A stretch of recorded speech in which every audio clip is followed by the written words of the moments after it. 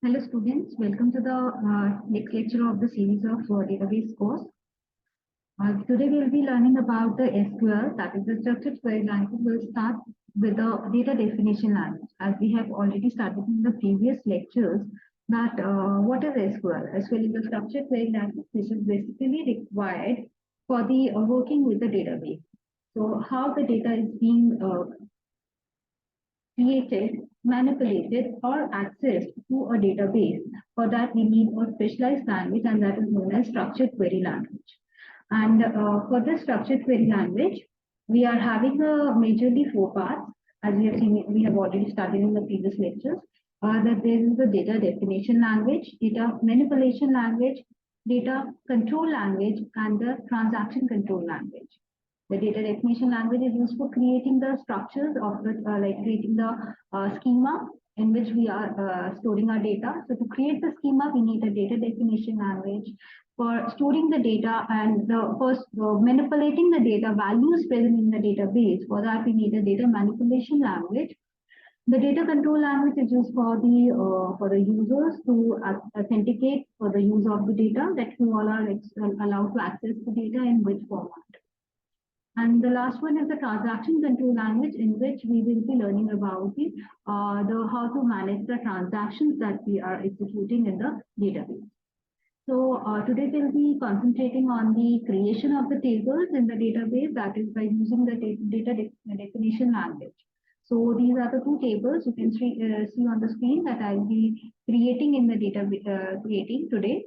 So the first table is the employee table, which consists of the 8 columns. That is, those are the attributes. We have already studied that there's a table name, that is a relation which represents an entity about which we are storing the information. And the attributes are the properties to define that entity. So we have these attributes like employee number, that is the unique ID given to each employee who is working in our organization. The employee name, the person who is working in that the name of that employee. The job profile. MGR is the manager number. The manager number is the one which is who's the manager of this particular employee. So, like if we are saying that manager number is 7902, this is the employee ID of some particular person. So we can see 7902 is the employee ID of Ford. So we can say Ford is the manager of Smith. So this is the nomenclature. Hire date is the date when the person joined the organization. Salary is the salary of the person, and then commission. Maybe you can see that the some your cells are empty. So basically, these empty cells represent that these people are not eligible for the commission, or they are not their information is not available at this moment of creating the database. So these are the null values basically. The null values are different from the zero. So in one report, you can see the Turner is having a zero commission. That means the person is not getting any commission. But others are null, means we are not aware of that value. Then the department number, the department numbers that is the roles that employee belongs to. And then we have a department table in which we have a department number, department name, and location. In this we can see that there is a department number, their respective details are there. Now, the employee number is a unique ID of an employee, so it's the primary key of that table. We have already talked about the primary key. The primary key is the one which is uniquely identifying the entity in the complete database. So, employee number is the primary key.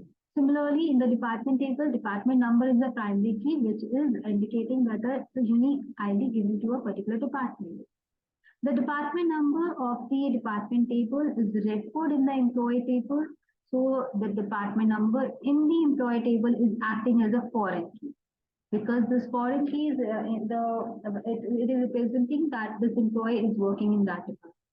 We are aware that the primary key is the one which is a unique one which cannot be repeated. So it's a unique value and it cannot be repeated. The foreign key is the value, is a key which is referring to the primary key of some other table. So that means when it is being referred in some other table, their value can be repeated. So that is why the department number in the employee table is having the repeated value. Is that clear? So this is the simple nomenclature of the tables that we are going to create. So I'll be working on the Oracle, and the commands we will be learning, the syntax that we will be learning in the of the Oracle. So let's check out. I'm just sharing the another screen. You can just take a snapshot or you can just see the results.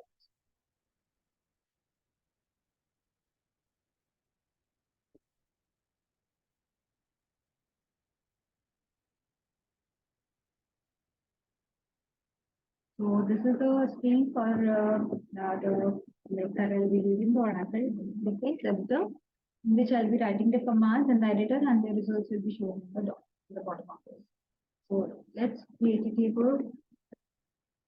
Create table name.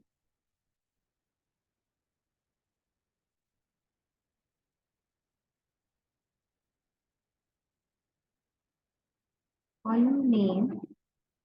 Its data type.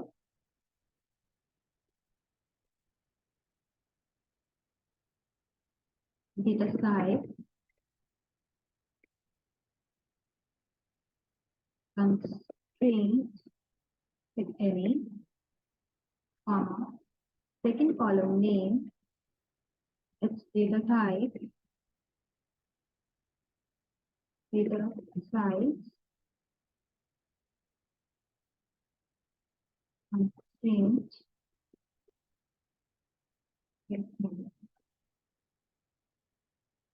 So on.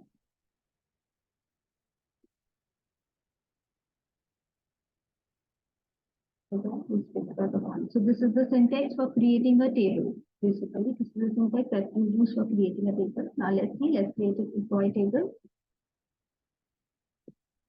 Write the command create table employee. I'm giving the name EMP underscore. I'm just giving the name and the name of the table that we're creating need to be alphanumeric. It should start with the alphabet and it can have a special character only underscore. No spaces are allowed. So these are the simple rules that we need to follow while creating a table. The name that we're giving to the table. Similarly, we cannot give the keywords as a name to the table name or the column name. They need to be specific. They are the specific keywords that are associated with every language. Similarly, the SQL is having its own keywords. So we can use those keywords as a name to give it to the relation or to the attributes of the relation. So I will just giving the name now. So, name underscore 18. You can give anything, your choice. First is the employee EMP number, including and when we have a data type for this is let's say integer.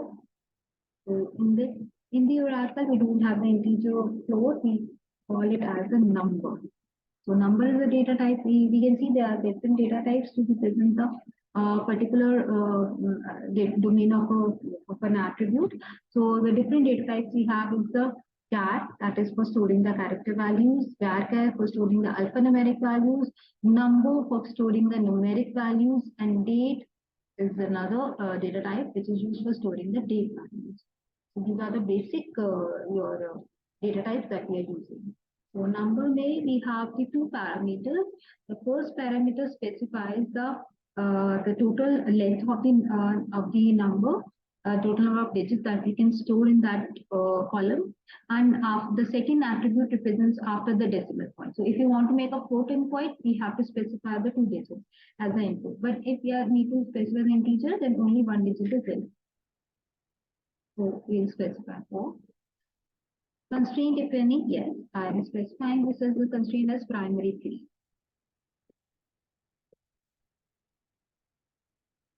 Then another second, we have the employee name. The primary key indicates it should be unique value and cannot be null. We have that here. Again, specify page 5. Maximum content alphabet begins to. It cannot be null. So this is the constraint I'm specifying. Then we have the next is the job. This again. Varchar is a variable character that we're storing. We have types variable varchar and varchar2. So the difference between the two is the maximum the space that we can allocate. So varchar2 has a double of that. So we usually follow varchar2. the file we are specifying total length that we can get. Again, it cannot be null. Then we have the NGR number. This is the number that we are referring to the column only. So those are being the same, but it can have a repeated value, so we are not specifying anything else in this. No constraint is being specified. Hire date, is of date type. Date we don't specify again the the size of the date, because that is fixed. The date formats are always in DD, MON, YY. Where DD represents the date, MON represents the 3 characters of the month, and the YY represents the last 2 digits of the year. Then we have the salary. Salary maybe we can have the number. Number may, here I can specify the decimal point. So let's just to understand what does it mean, 4.1. So that means there are maximum 4 digits we can store, and after the decimal only one. So that means before the decimal we can have maximum digit is 3, and after decimal it is 1. So it is 999.9 is the maximum value that we can store in this. And minimum is 0. Again, no constraint being specified here. Next is the commission. Commission is again of the number type. Again, I'm specifying the same format. We can specify something else also. It doesn't matter. We can say 3 digits. 3 decimal points. 3 digits are there. No decimal point required. And again, since we are allowing the null values, we are not putting in any constraint. Then we have a BPT number, that is a department number, which is to be this is of the number type. Now the point to be noted is here the department number is referring to the department number of department table. So we need to create the department table before the creation of employee table. So because we need to give a reference of that here, and we cannot give the reference of any column in under the table until it is not existing. So we need to create the department table first. So let's create the department table. Create table BPT Mr. 18. We have the number,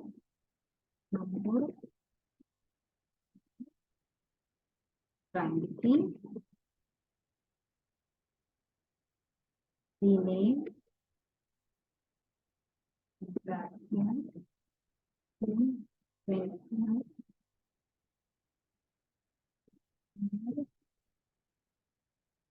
then we have the location,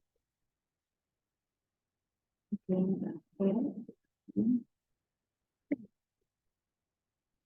specify, then enter. So if we just execute this particular, all the commands in SQL are terminated with semicolon. So it is mandatory to put the semicolon.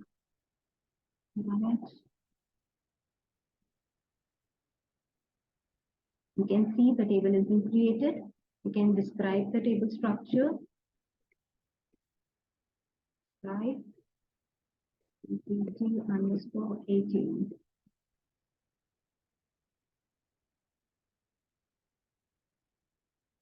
You can see this is the table structure that we created.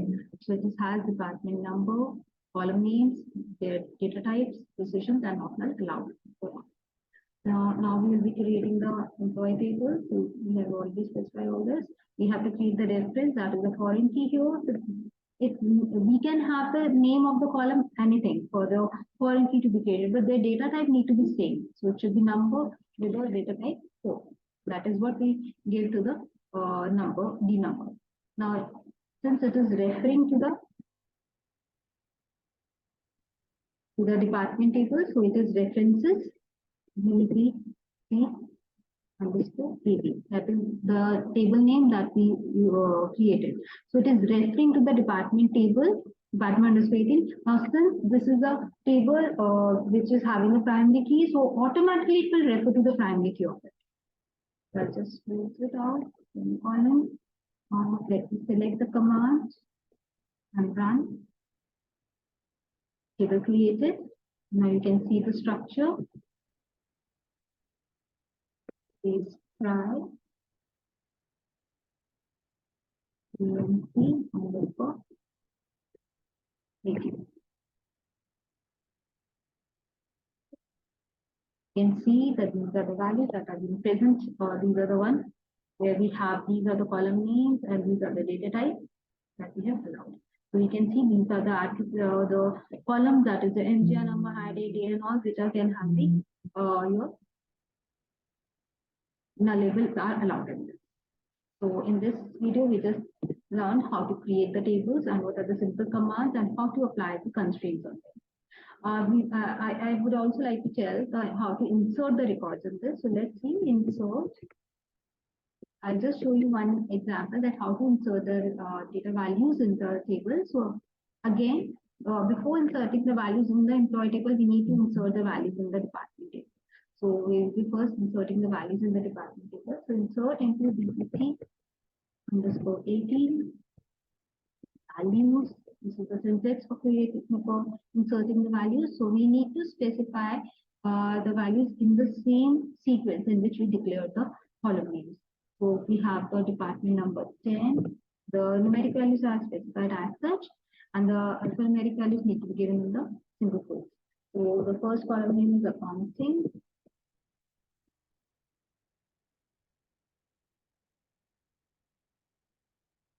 Location is retail.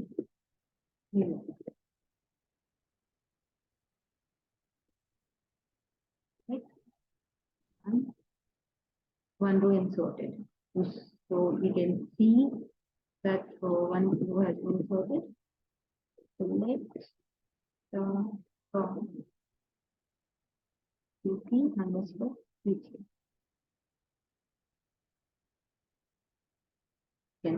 Now, if I try to insert another record,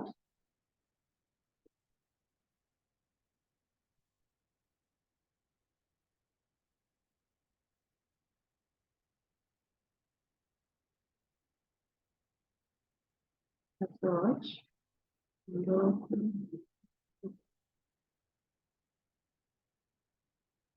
Now, if I'm inserting this record with the same department number, you can see it will show an error that is the unique constraint violated. Why? Because the primary key need to be unique and we cannot have the repeated values. We have already inserted the department number 10 information. Now, since the primary key, department number was a primary key, so we cannot have a repeated value here. So if we are trying to do so, then it will show the unique constraint violated because the primary key says that the values need to be unique. So that is why it is not allowed. And that is why we need to change its value.